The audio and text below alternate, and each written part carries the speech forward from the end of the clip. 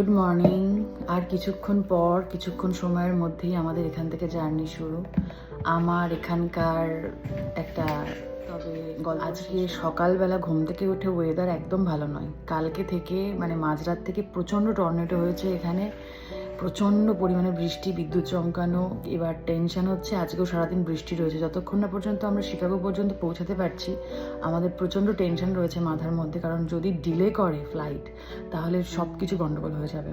তো এখন আমরা ঘুম থেকে উঠে চা খাচ্ছি, একটু পরে সব কিছু রেডি করে তারপর এখান থেকে বেরোবো।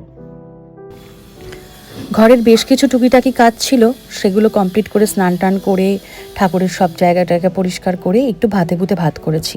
ওই তো গাজর আর আলু সেদ্ধ, সাথে একটু বেগুন ভাজা আর একটু ঘি।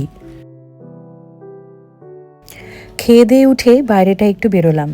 মিরাকেল হয়েছে, একদম রোদ ঝলমলে একটা আকাশ হয়েছে, চারিদিকটা সবুজ, আর বাইরেটা আর একবার একটু দেখে নেওয়া।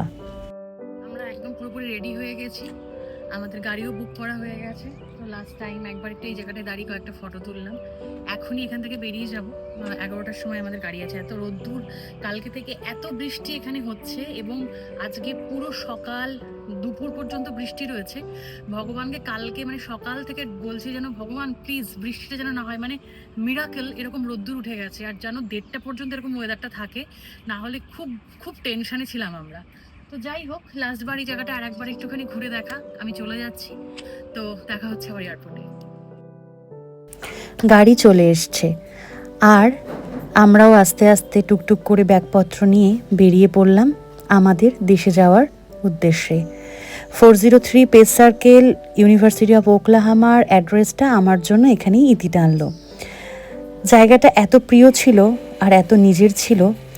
যাই হোক, শেষবারের মতন ক্যামেরাটা আর বন্ধ করতে পারছি না। যতটুকুনি চাইছি, যতটুকুনি পারছি ততটা ক্যামেরা বন্দি করে রাখার চেষ্টা করছি, কারণ আমি চাই এই স্মৃতিগুলো থেকে যাক আমার টাইম লাইনে এবং আমার কাছে সারা জীবন। চলুন দুগ্গা করে জার্নি শুরু করলাম। আবার দেখা হচ্ছে খুব তাড়াতাড়ি নতুন আরও একটি গল্পে। সবাই খুব ভালো থাকবেন, সুস্থ থাকবেন।